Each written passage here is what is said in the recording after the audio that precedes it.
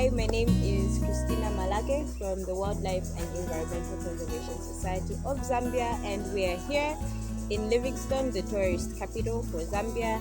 And yeah, we are joined by a wonderful, a legendary man. If you are in Livingstone and you don't know this man, then you are missing out. So I'll allow him to introduce himself. Legends introduce themselves. So cool. Thank you, Kristen. My name's Benjamin Mibenge, but people in Livingstone and elsewhere like to call me Uncle Ben. Wonderful. I'm 75 years old. Ooh. And one of the things that I do, obviously, is to look after the environment. But how did I start? I think in the late 80s, I think in the 85, 86, I moved on to Livingstone to join National Heritage. So I was carrying my membership as a Wildlife and Environment Conservation Society member, which I started in the early 70s. I could say immediately when I started working in Lusaka with Zambia Information Service, that is a time that I also started when I joined the society. And I've always been a member. And I think as we went by, because of the interest that I had, we had a director who was a Muzungu. He was a teacher at Kabulonga. Okay. And when he was about to go to retire, they advertised the post of an education officer.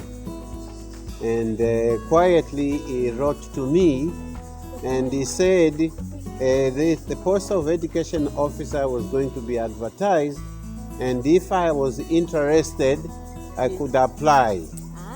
And it was not going to be automatic, but I'll be amongst the many. Okay. And I replied to them, I said, it was not possible for me to do that because I had just left another institution. But I promised him that I was going to be a member even if I was going to leave Lusaka. And whilst we were in Lusaka, we did a lot of programs, a lot of activities with the office. And the society was actually quite active that time. And I'm not surprised that even now it is still very, very active. And we used to travel quite a bit. We used to have other members from literally all around the country. Yeah.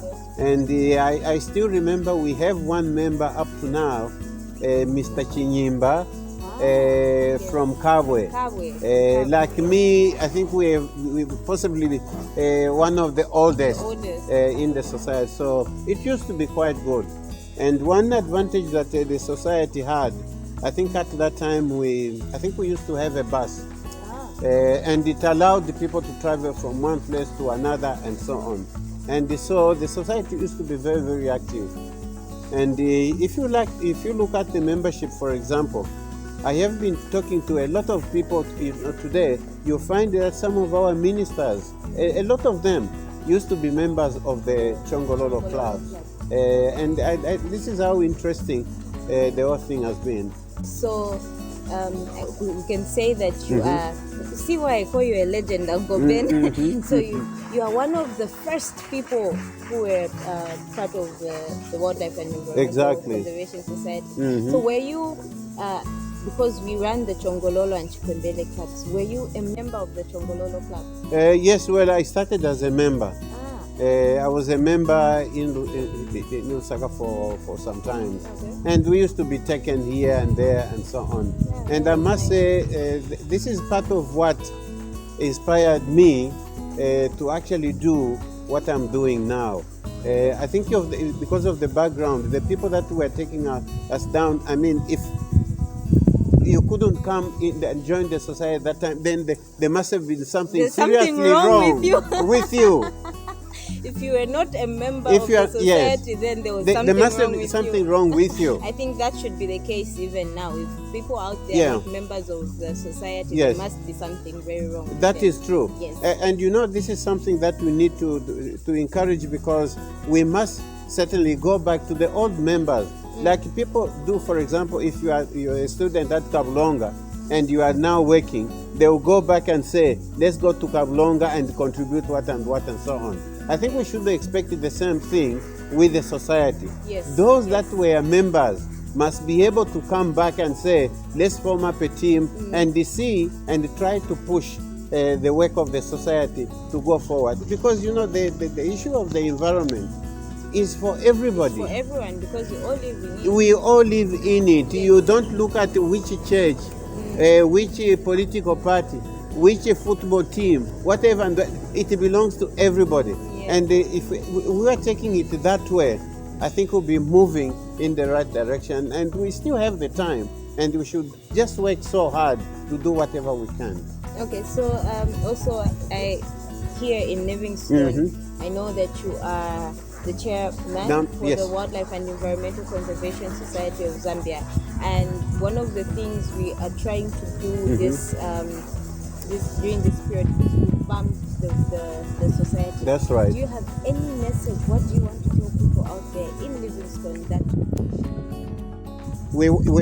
we actually want to say something to our public in Livingstone?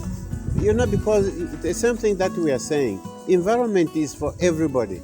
And especially for Livingstone, that has been declared a tourist capital. And the tourism that we know, all of us, generally in Zambia, is that it's the animals, it is its habitat, which is the forest, it is the water, and all those things put together. So I think I would like to urge our people in Livingstone, come in big numbers to join the society, because nobody will ever do it other than ourselves who are Zambians, even those that are not Zambians. As long as you are here, you are part and parcel of our society. Because most of the things that you use are from locally, the water you drink, the air you breathe, the food you eat, the heaven you look at. It's for everybody. Yes. And therefore, all of us must sit down together and see that the society move forward for the betterment of not just ourselves, but also for those to come. Because in any case, we found this environment very healthy. And if we are good parents, even if you are not parents, the child and so on, we must work hard so that we also live it the best way that we found it. Okay. Thank you very much, Uncle Ben. So you really, one of my objectives when I came on my way to Livingstone, I need to meet Uncle Ben, because Yes. I'm always seeing him on social media, and I'm always inspired by his works. When you go on social media, you see Uncle Ben talking about tree planting, protecting our environment, and I'm like, I think young people as well in Livingstone should be inspired by him and should want to be close to him and join him. And I'm so glad that I had this chat with you. Yes, and I'm so glad that you continue being an inspiration, and you're still fit for the job. You're still doing it. Christine, I think it's inspired by the young people with the things that they do. And I've promised everybody, I said, with issues of the environment, it's something that is in me, and I will continue doing it. I'm going to plant, I'm going to adopt until I kick the bucket. That's wonderful. Cool. Thank you very much. You are always welcome. Thank you very much. So for all those that are in Livingstone and would like to be part of the society, you can visit our website, www.conservationzambia.org, or you can reach us out on using our Facebook pages. That's WECSZ. You find us on Facebook, all our contacts are there, and you can call us and we can direct you to the people that will help you be part of the society. And let's just continue keeping Livingstone clean, green, and a lovely place. I mean, it wouldn't be a tourist capital if we didn't have all this vegetation. So let's keep on maintaining it. Thank you.